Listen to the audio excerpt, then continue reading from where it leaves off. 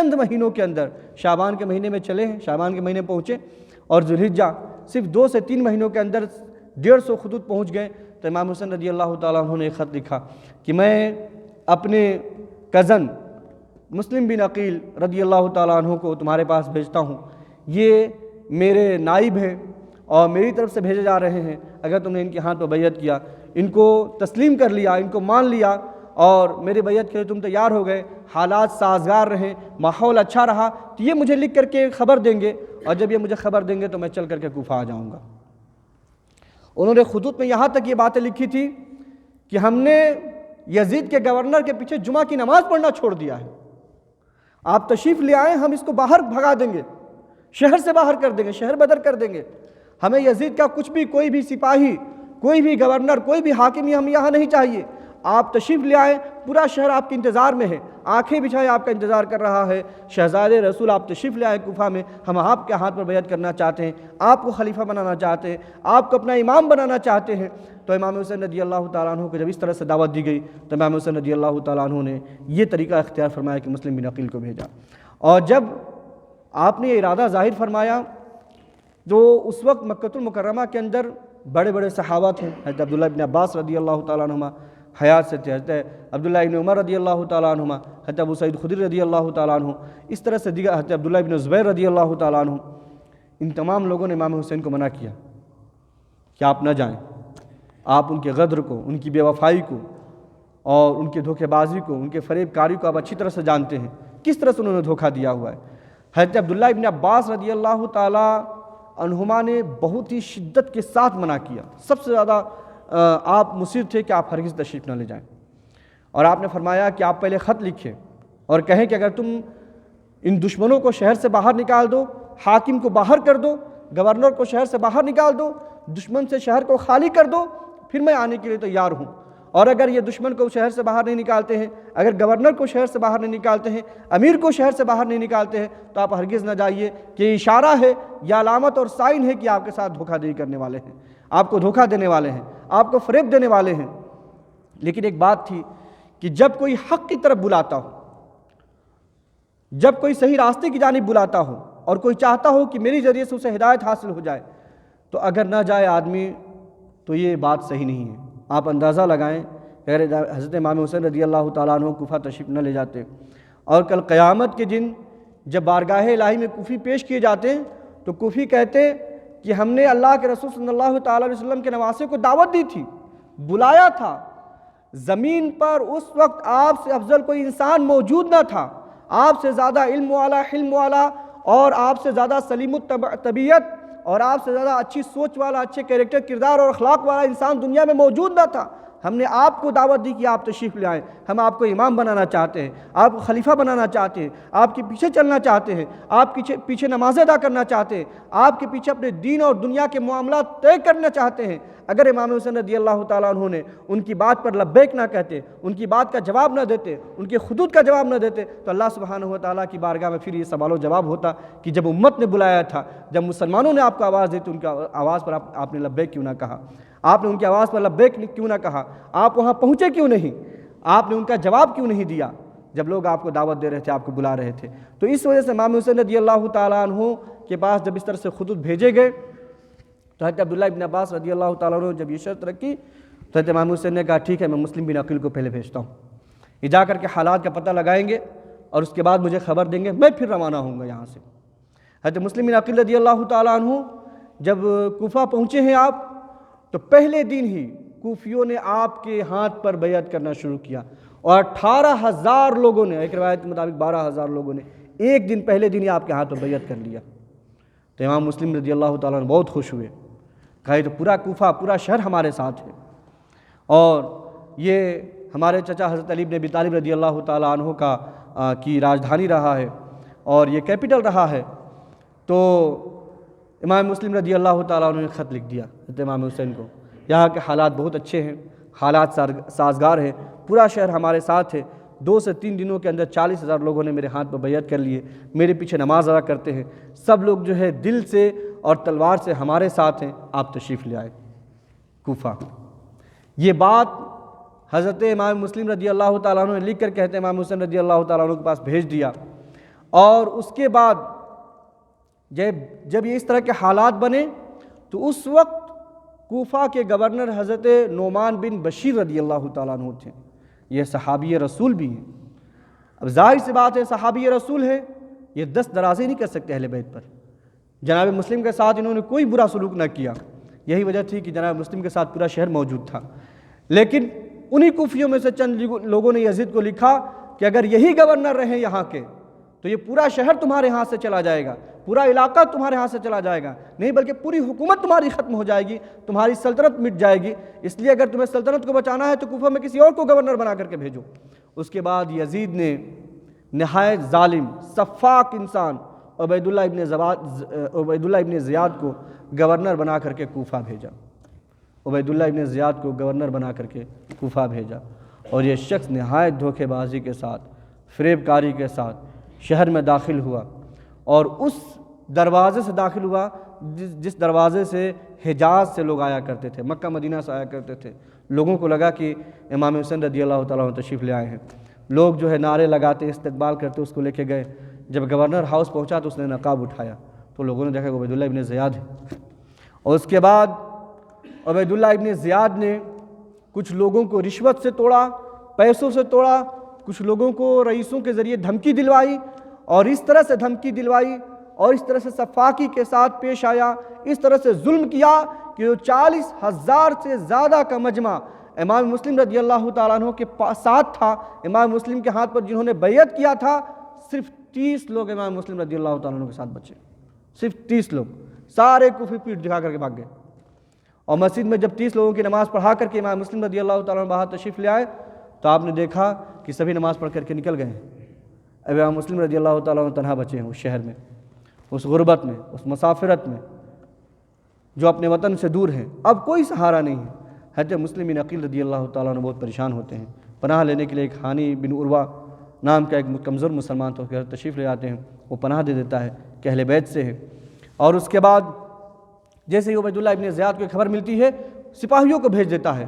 کہ مسلم بن عقیل کو گرفتار کر کے لے آؤ. سپاہی پہنچتے ہیں اور اس گھر پہ حملہ کرنا چاہتے ہیں. امام مسلم رضی اللہ تعالیٰ عنہ باہر تشریف لے آتے ہیں اور ان کے ساتھ زبردست مقابلہ ہوتا ہے. کئی بار کے مقابلے کے بعد امام مسلم رضی اللہ تعالیٰ عنہ زخمی ہوتے ہیں، پھر بھی آپ کنٹرول میں ان کے قابو میں نہیں آتے ہیں. تو جو ابن اشعث جو اس فوجی گروپ کا کمانڈر رہتا ہے وہ کہتا ہے ہم نے آپ کو امان دیا، آپ صرف عبید اللہ ابن زیاد سے چل کر کے ملنے، ہم ملاقات کے لیے لے جانا چاہتے ہیں. حضرت امام مسلم رضی اللہ تعالیٰ عنہ کو دھوکے سے ان لوگوں نے امان دے کر کے اور عبید اللہ ابن زیاد کے دربار میں پیش کیا. حضرت مسلم بن عقیل رضی اللہ تعالیٰ عنہ جب وہاں تشریف لے گئے تو آپ نے پانی کا مطالبہ کیا تو اس میں سے ایک کوفی کہتا ہے کہ اب آپ کو پانی نہیں ملنے والا ہے،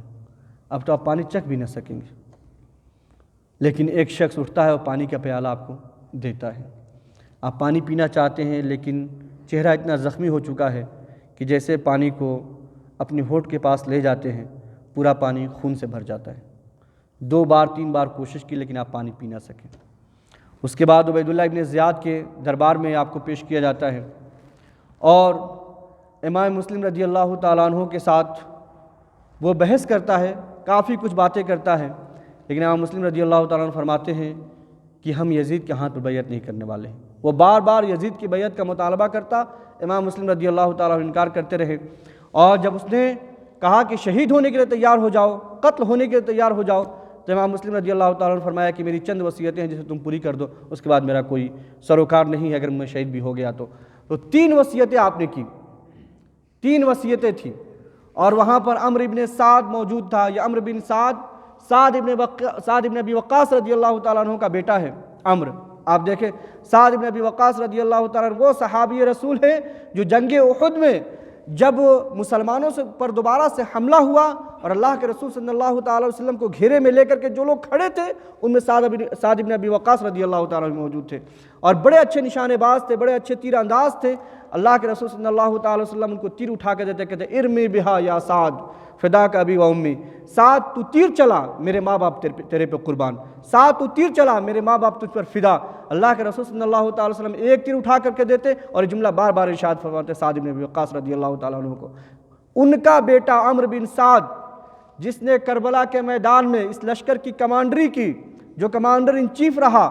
کربلا کے میدان میں، جو لشکر امام حسین رضی اللہ تعالیٰ عنہ سے لڑنے کے لیے آیا، وہ کمانڈر ان چیف بن کر کے آیا تھا۔ سوچے کتنے عظیم صحابی، اور ان کا بیٹا عمرو بن سعد دنیا داری کے لیے، دنیا کے لیے اپنا ایمان بیچ دیا، اپنے ایمان کا سودا کر لیا، اہل بیت پر اس نے ہاتھ اٹھا دیا، اہل بیت کے جو گھر کو تاراج کر دیا، اہل بیت کے گھر کو، ان کے چمن کو لوٹ لیا، صرف دنیا داری کے لیے کہ مجھے تہران کی حکومت ملنے والی ہے، اگر میں یہ جنگ جیت کر کے گیا تو یزید مجھے جو تہران کا حاکم بنا دے گا، تہران وہی ایران کی جو آج راجدھانی ہے۔ اس لالچ میں اس نے امام حسین رضی اللہ تعالیٰ عنہ کے ساتھ لڑنے کے لیے آ گیا۔ تو عمرو بن سعد سے حضرت مسلم بن عقیل نے یہ بات کہی کہ تو میرا کزن ہے، چچا زاد ہے، مجھے جانتا ہے، پہچانتا ہے، تیری پیدائش مدینے میں ہوئی ہے، تو مدینے میں رہا پلا بڑھا ہے، مجھے اچھی طرح سے جانتا ہے، میری 3 وصیتیں ہیں، تو اسے پوری کر دینا۔ میں نے 700 قرض لیا ہے کوفے میں، اس کو ادا کر دینا۔ دوسرا یہ کہ امام حسین رضی اللہ تعالیٰ عنہ کو میں نے خط لکھ دیا ہے کوفہ آنے کے لیے، تو خط لکھ کر کے انہیں منع کر دینا۔ اور تیسرا یہ کہ میری شہادت کے بعد میری لاش اٹھا کر کے لے جا کر کے دفن کر دینا اچھے سے۔ یہ 3 وصیتیں کرنے کے بعد ابو عبداللہ ابن زیاد نے حکم دیا، اور جلاد آپ کو قصر جو تھا، جو محل تھا، اس کے اوپر لے جا کر کے آپ کو شہید کیا، اور وہاں سے آپ کی لاش نیچے پھینک دی۔ انا للہ و انا الیہ راجعون۔ اہل بیت میں سے یہ پہلی شہادت تھی۔ اور اس کے بعد حضرت امام حسین رضی اللہ تعالیٰ عنہ جس دن کوفہ میں عبیداللہ ابن زیاد نے حضرت مسلم کو شہید کیا ہے، اسی دن 8 ذی الحجہ کو حضرت امام حسین رضی اللہ تعالیٰ عنہ مکہ سے روانہ ہو رہے ہیں۔ ادھر امام مسلم کی شہادت ہوتی ہے، ادھر امام حسین رضی اللہ تعالیٰ عنہ مکہ سے روانہ ہوتے ہیں۔ اور آپ مکہ سے نکلیں، اور المختصر یہ کہ وقت ہمارے پاس کم ہے کہ اس پوری داستان کو تفصیل سے سنایا جا سکے اور پوری داستان آپ کو بتائیں۔ اس داستان کے لیے آج ہم صدیوں سے داستان سنتے آ رہے ہیں، ہر سال سنتے ہیں، اور ایسا لگتا ہے جب ہر سال سنتے ہیں کہ بالکل نئی داستان کہی جا رہی ہے، کوئی نیا واقعہ آپ کے سامنے بیان کیا جا رہا ہے، یہ کوئی نئی شہادت بیان کی جا رہی ہے، یہ ایسی انوکھی شہادت ہے، یہ ایسا انوکھا واقعہ ہے کہ ایسا نہیں ہے کہ یہ پہلی شہادت تھی۔ اللہ کے رسول صلی اللہ تعالی وسلم کے زمانے سے پہلے بھی شہادت ہوئی، حضور کے زمانے میں بھی شہادت ہوئی، اور حضور کے زمانے کے بعد بھی شہادت ہوئی، اور ہوتی رہے گی۔ لیکن یہ شہادت جو ہے ایک انوکھی شہادت تھی، یہ شہادت جو ہے ایک انوکھا واقعہ تھا، یہ واقعہ بڑا ہی انوکھا تھا۔ اس کی وجہ یہ تھی کہ اس سے پہلے جو بھی شہید ہوا، اس نے اپنی جان کو لٹایا،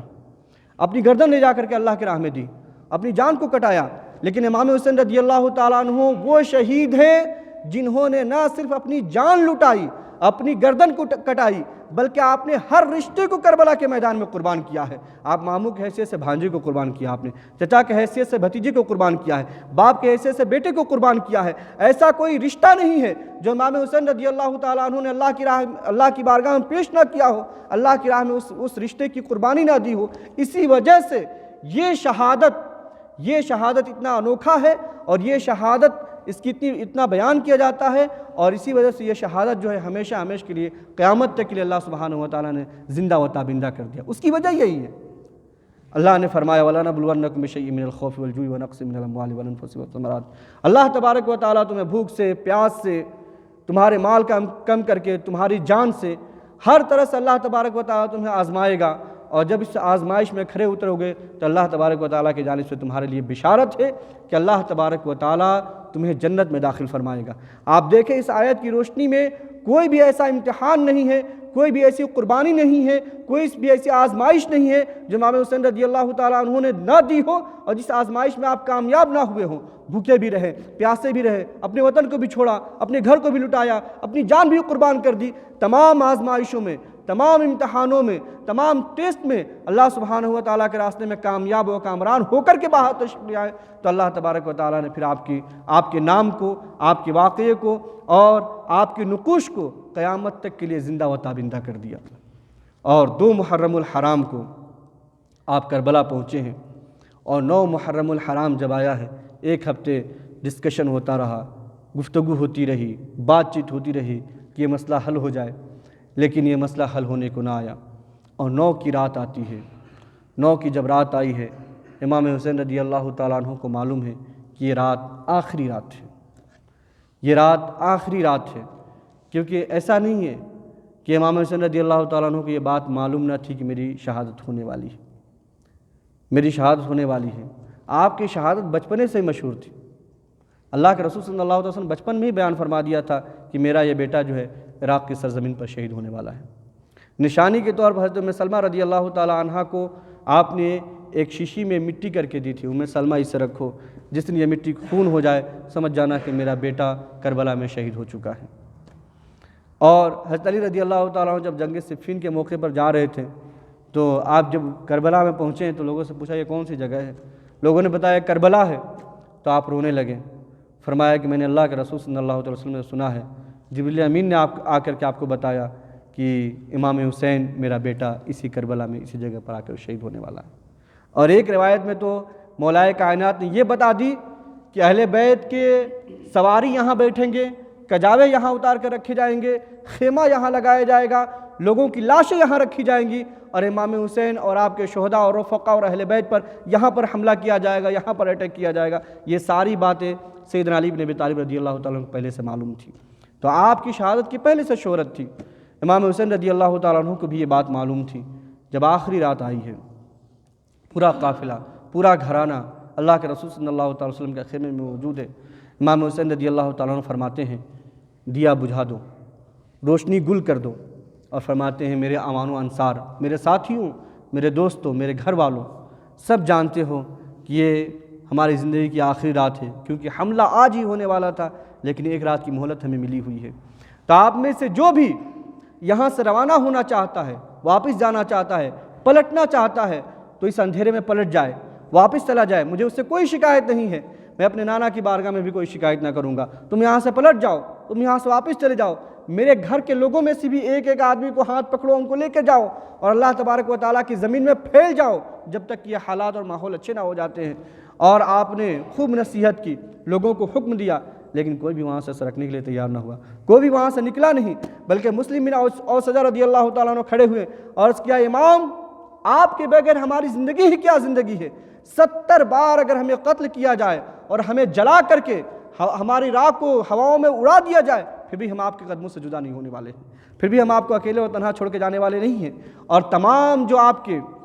اعوان و انصار تھے، جو آپ کے ساتھی تھے، جو آپ کے دوست تھے، جو آپ کے مددگار تھے، آپ کے ساتھ رہے۔ پوری رات اہل بیت نے اللہ سبحانہ و تعالیٰ کی عبادت کی۔ پورا خاندان جانتا ہے کہ آج کی رات آخری رات ہے، آج کی رات اللہ کی بارگاہ میں جتنے سجدے کر سکتے ہو کر لو، جتنی عبادتیں کر سکتے ہو کر لو، شاید آج کے بعد اب کوئی دوسری رات زندگی میں نہ آنے والی ہے۔ اور پوری رات اہل بیت نے وہ عبادتیں کی، اللہ تبارک و تعالیٰ کی بارگاہ میں سجدے کیے، اور جب صبح ہوئی 10 تاریخ کی، وہ سورج جھلملاتا ہوا نکلتا ہے، اور ایسا لگتا ہے کہ جیسے آج اس کی سرخی بڑھ گئی ہے، آج اس کے اندر جو ریڈنس ہے وہ بڑھ گیا ہے۔ اور پھر جو صبح ہوتی ہے اور اس کے بعد جو رن سجتا ہے، جو میدان سجتا ہے، اور اس کے بعد ایک ایک کر کے امام حسین رضی اللہ تعالیٰ عنہ کے ساتھی قربان ہونے لگتے ہیں، اور سبھی لائن لگا کھڑے ہیں کہ کوئی بھی جو ہے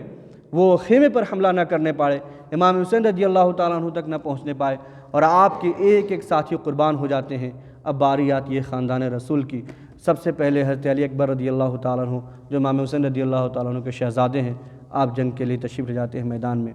آپ کو شبیہ پیغمبر کہا جاتا تھا،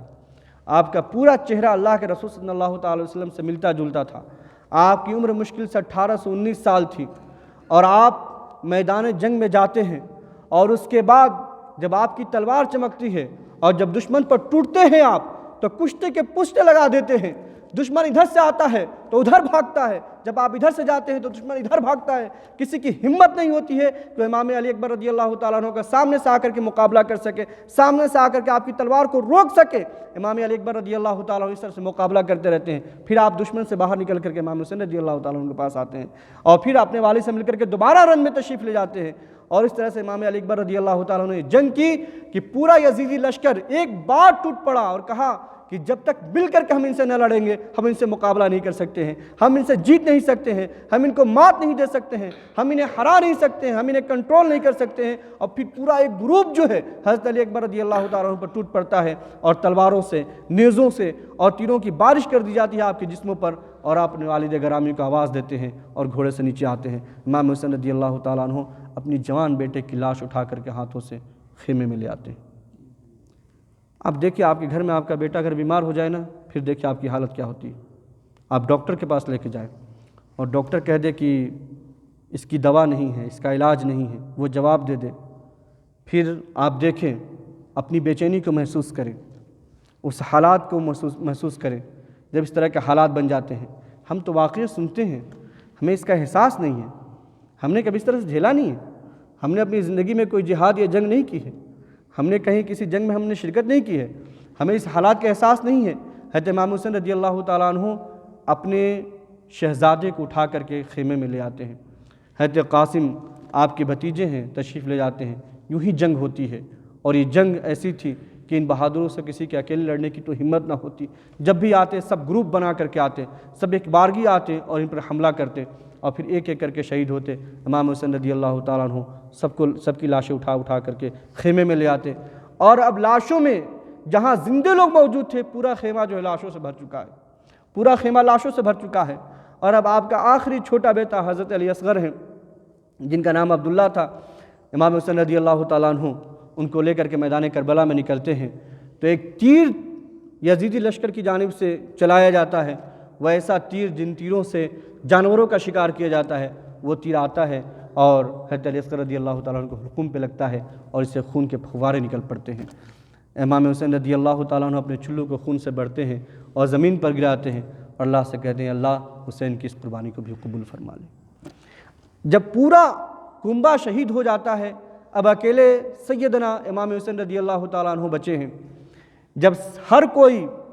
جنگ کے لیے نکلتا تھا تو کوئی سواری ٹھیک کرنے کے لیے ہوتا، کوئی گھوڑے کی باگ پکڑ کے کھڑا ہوتا، کوئی تلوار لگاتا، کوئی پٹکا لگاتا، کوئی دولہے کی طرح تیار کرتا کہ اب یہ شہید ہونے کے لیے میدان میں جا رہے ہیں، یہ جنگ کرنے کے لیے میدان میں جا رہے ہیں، یہ جہاد کرنے کے لیے نکل رہے ہیں، تو ہر کوئی تیار کرنے والا تھا۔ لیکن اب امام حسین رضی اللہ تعالیٰ عنہ اکیلے ہیں، تنہا ہیں، کوئی ایسا نہیں ہے جو لا کر کے آپ کے تلوار کو لگائے، آپ کے لیے امامہ باندھے، آپ کو تیار کرے، آپ کی سواری پکڑ کے کھڑا ہو۔ اب اکیلے امام حسین رضی اللہ تعالیٰ عنہ بچے ہیں، اور آخری سلام اب خیمے میں،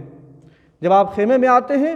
تو اپنے گھر کی مستورات کو دیکھتے ہیں، اب خواتین کو دیکھتے ہیں، شہزادیوں کو دیکھتے ہیں، یا اللہ کے رسول صلی اللہ تعالیٰ علیہ وسلم کا حرم ہے، یا آپ کے خاندان کی عورتیں ہیں جن کے سروں کے بال کو کبھی ان چاند ستاروں نے، ان مہروں ماہ نے نہ دیکھا، کبھی آسمان نے کھلے سر نہ دیکھا۔ اب امام حسین رضی اللہ تعالیٰ عنہ سب کو اللہ کے حوالے کرتے ہیں، اور آخری سلام ہے، پورے گھر والوں سے ملتے ہیں، اپنی بیٹیوں سے ملتے ہیں۔ ایک بیٹا بیمار زین العابدین رضی اللہ تعالیٰ عنہ پڑے ہوئے ہیں، عمر 14 سے 15 سال ہے، آپ اٹھ نہیں سکتے ہیں، بخار کی اتنی تپش ہے، اتنی بیمار ہیں کہ کھڑے ہونے کی طاقت نہیں ہے۔ آپ ان سے ملتے ہیں، ان کو جو ہے بوسہ دیتے ہیں، بوسہ دینے کے بعد گھر کے خواتین سے ملتے ہیں، اور آخری میں حضرت زینب رضی اللہ تعالیٰ عنہ سے ملتے ہیں۔ حضرت زینب رضی اللہ تعالیٰ عنہ آپ کی بہن، آپ سے عمر میں 1 سے 1.5 سال چھوٹی تھی۔ حضرت زینب رضی اللہ تعالیٰ عنہ کے 2 شہزادے اون و محمد، حضرت زینب نے اپنے بھائی امام حسین پر ان دونوں شہزادوں کو بھی قربان کر دیا تھا۔ حضرت زینب کو امام حسین صبر کی تلقین کرتے ہیں، بہن اب یہ پورا کنبہ، یہ پورا خاندان، یہ پورا اہل بیت، یہ ساری عورتیں، یہ سارے بچے اب آپ کے حوالے ہیں۔ اس کے بعد آپ کو کنبے کو سنبھالنا ہے، آپ کو اہل بیت کو دیکھنا ہے، آپ نے صبر کرنا ہے، آپ نے سب کو لے کر کے یہاں سے مدینہ واپس جانا ہے۔ آپ اندازہ لگائیں کہ خیمے میں کیسا ماحول برپا ہوگا جب جانتے ہیں کہ اب ہمارے بعد کوئی بھی مرد ہمارے خاندان میں نہیں بچا ہے جو ہمیں یہاں سے لے کر کے جائے۔ اب امام حسین کے جانے کے بعد کوئی بھی ہمارا سہارا نہیں بچا ہے، کوئی بھی ہمیں یہاں سے لے کر کے مدینہ جانے والا نہیں ہے، کوئی بھی ہمارے چادروں کی رکھوالی کرنے والا نہیں بچا ہے، کوئی بھی ہمارے خیموں کی حفاظت کرنے والا نہیں بچا ہے۔ ایسے ماحول میں امام حسین رضی اللہ تعالیٰ عنہ حضرت زینب رضی اللہ تعالیٰ عنہ کو تلقین کرتے ہیں، صبر کی تلقین کرتے ہیں، اور امام حسین رضی اللہ تعالیٰ عنہ آخری بار خیمے کو الوداع کر کے آپ باہر نکلتے ہیں اور میدان میں تشریف لے جاتے ہیں، اور اس کے بعد کوفیوں کے سامنے خطبہ ارشاد فرماتے ہیں، کہتے ہیں تم مجھے جانتے ہو میں کون ہوں؟ میں علی کا بیٹا ہوں، میں محمد الرسول اللہ کا نواسہ ہوں، مجھے اللہ کے رسول نے جنتی جوانوں کا سردار فرمایا ہے، میری ماں خاتون جنت جنتی عورتوں کی سردار ہیں، میرے بابا شیر خدا ہیں، مجھے پہچانتے ہو، مجھے جانتے ہو، مجھے قتل کر کے اپنی زندگی نہ خراب کرو، اپنی عاقبت نہ خراب کرو، اپنا دین نہ خراب کرو، اپنی دنیا نہ خراب کرو۔ امام حسین رضی اللہ تعالیٰ عنہ بار بار انہیں نصیحت کرتے ہیں، خطبہ دیتے ہیں، لیکن ان کے دلوں پر مہر لگ چکا تھا، کسی کو کوئی بات سنائی نہیں دیتی ہے، کوئی بات قبول کرنے کے لیے کوئی تیار نہ ہوتا ہے۔ اس کے بعد جنگ چھڑ جاتی ہے، اور پھر سامنے سے حملہ ہوتا ہے، اٹیک ہوتا ہے، اور یہ شہزادہ رسول، نواسہ رسول،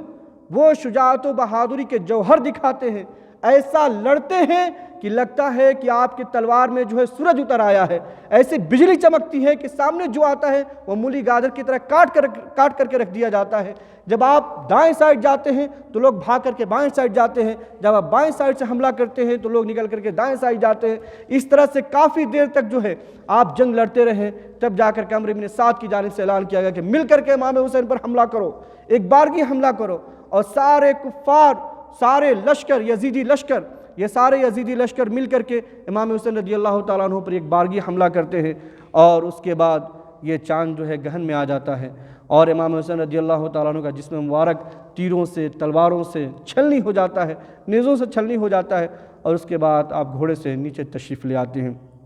وقت ہے نماز کا، خون سے تیمم کرتے ہیں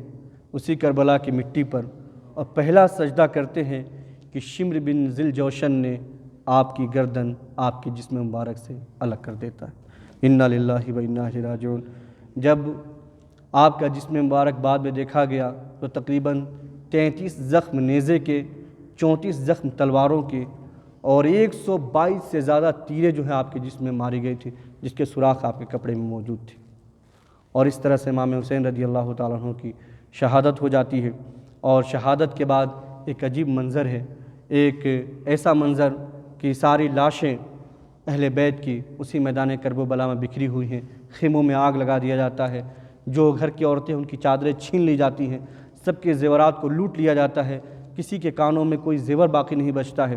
ایسے ماحول میں اور اس کے بعد یزیدی لشکر فتح کا جشن مناتے ہیں، جیت کا جشن مناتے ہیں، اور سارے کنبے کو، سارے خاندان رسول کو پھر قیدی بنا لیا جاتا ہے، اور ان کو لے کر کے وہاں سے کوفہ کے لیے لوگ روانہ ہو جاتے ہیں۔ سب کو جو ہے جانوروں پر رکھ کر کے، جانوروں پر بٹھا کر کے رسیوں سے ان کے جسموں کو کس دیا جاتا ہے، یہاں تک کہ جب یہ خاندان رسول کا قافلہ جب وہاں سے آگے بڑھا ہے تو حضرت زینب رضی اللہ تعالیٰ عنہ نے بکھری ہوئی لاشوں کو دیکھا ہے، جن کی ہڈیوں کو یزیدی لشکروں نے اپنے گھوڑوں کے ٹاپوں سے ہڈیوں کو چکنا چور کر دیا تھا۔ جب اس طرح سے بکھری ہوئی لاشیں دیکھتی ہیں حضرت زینب، اور جب حضرت زینب رضی اللہ تعالیٰ عنہ مکہ سے کربلا سے جب روانہ ہوتی ہیں تو جو آنسوؤں کے جو باندھ تھے،